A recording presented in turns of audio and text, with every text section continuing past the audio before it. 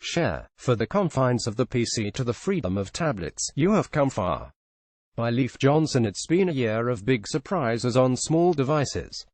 I was already impressed when Bethesda showed us that you could put something as graphically intensive as the new Doom on the diminutive Nintendo Switch, but Aspyr has accomplished something almost as commendable with its wonderful iPad port of Sid Meier's Civilization V that makes it worth reconsidering the idea that phone and tablet games should cost as much as PC and console counterparts. It's a bigger deal than it may sound like. Card games like Hearthstone and Elder Scrolls Legends have made successful leaps from the PC to the iPad, but for the most part iPad ports consist of old games like Baldur's Gate to a relatively simple ones like Limbo or FTL, faster than light.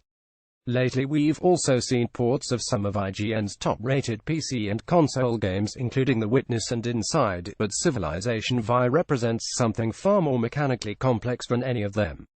Aspyr's port gives other developers something to aspire to.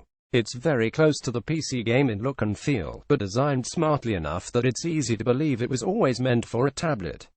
This is Civilization V in almost its full glory, so to get an idea of why that's so exciting you should read our original review of the PC version, which still holds up well a little over a year later. Suffice it to say that Civilization is the quintessential turn-based 4X strategy series, a genre that involves exploring, expanding, exploiting, and exterminating, traditionally through military victory. Never, though, has a Civilization game come packed with so many features at launch as Civilization V, to the point where it's a little intimidating if you're brand new to the series. You can still brute force your way to victory with the military, but you can also guide your people from the ancient period to the space age by starting and spreading a popular religion.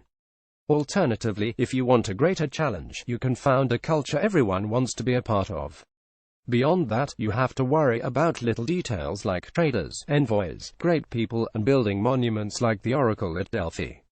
It's complex, but it's also extremely fun and addictive when you're in the grips of a sprawling international rivalry between multiple nations. This is just about as good of a mobile port as we could ask for. From a feature viewpoint, this is just about as good of a mobile port as we could ask for. But first, here's the bad news. There's no online multiplayer mode, it's LAN hot seat only. Some of the graphical fluff is also missing, likely a concession for performance. You'll only get static images for the faction leaders rather than animated models, and there aren't as many visible phases of construction when new buildings are built. In addition, the low-detail strategic view is missing, which isn't that much of a loss even though I sometimes found it made certain features easier to see on a crowded map. Yet otherwise every feature of the base PC version is here and accounted for, minus all of the DLC except the Aztec Empire, which first saw life as a pre-order bonus on PC, but here comes included standard. You can have up to 10 different auto-save files, and you can save and load games at your leisure, allowing for the same type of saves coming your way too. Victory that you see on the PC. The interface elements are a little larger than they are on the PC to allow for easy touching, but everything is in its right place. You can even technically use mods, although it requires some tricky use of iTunes file sharing with third-party apps like Phone View. You can pinch the map to zoom out, much as you would in Google Maps. It plays largely the same way, too, with intuitive touchscreen substitutions for mouse commands such as pressing and holding an icon when you want a tooltip. You can pinch the map to zoom out, much as you would in Google Maps or Apple Maps, I suppose. Heck, you can even play with a Bluetooth keyboard if you wish, but I found it a little awkward in the absence of a real mouse. Most of the time I played with my Apple Pencil, as it helped me better pinpoint specific tiles and units better than my fingers when the map got crowded in the late game. But even without that expensive accessory, controls are comfortable to use. I did notice that Civilization V wasn't taking full advantage of my first-generation 12.9-inch iPad Pro's 2732 by 2048 resolution. Based on captured video, it appears to run at 1440p instead. It also felt designed with smaller, 10.5-inch tablets in mind, as many interface elements looked much fuzzier than expected, even to the point of making some very small text tough to read.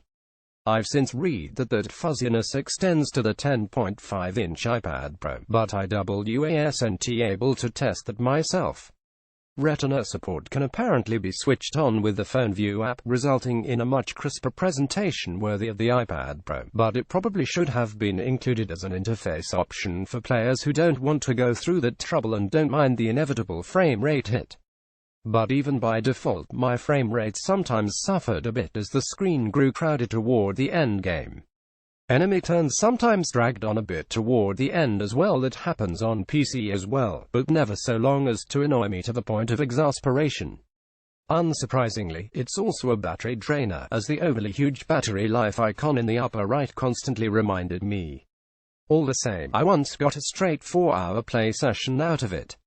Of course, all of this power-hungry gameplay and graphical beauty is demanding. As Aspyr warns in the App Store listing, the CIV via iPad port only works properly on the iPad Pros, the 2017 iPad, and the iPad Air 2, so you're out of luck if you own an iPad mini or an older iPad in general. Oddly, though, it's still possible to download it if you own another iPad, so I highly recommend playing through the tutorial before committing to the full price. As this is a near fully featured port, that also means you should expect to pay the full dollar price of $60. That's a bit insane for an iPad game, given that the App Store has driven the cost of pretty much everything down to next to nothing. On the other hand, we've never really seen a game like Civilization Vi on the iPad before. This is a single-player, offline, microtransaction-free game with which you could easily spend hundreds of hours, and its scale and polish are all but unheard of on this platform. Also, it's currently on sale on the App Store for 50% off until January 4th, and there's even a free trial that lets you play through 60 turns with the Chinese Empire. That's more than enough time to decide if this is something you want to invest in. And, judging from clues on the title screen, the newly initiated Apple crowd should be able to join into the upcoming Rise/Fall expansion not long after it comes out on PC in February. As for me, I'm glad that I picked it up, and I'm glad that I can carry it around. Playing Civilization Vi on the iPad Pro feels strangely liberating, as I'm not confined to playing it while hunched over my desktop keyboard 4 hours at a time. Instead, I can pace around and carry it with me, issuing orders as though I was one of Civilization's kings in his war room, or curl up on the couch in a position much more comfortable for being sucked into multi-hour sessions. I'm not sure if something like this counts as an advancement of our civilization, but it's certainly an advancement for the enjoyment of one of the finest strategy series of all time.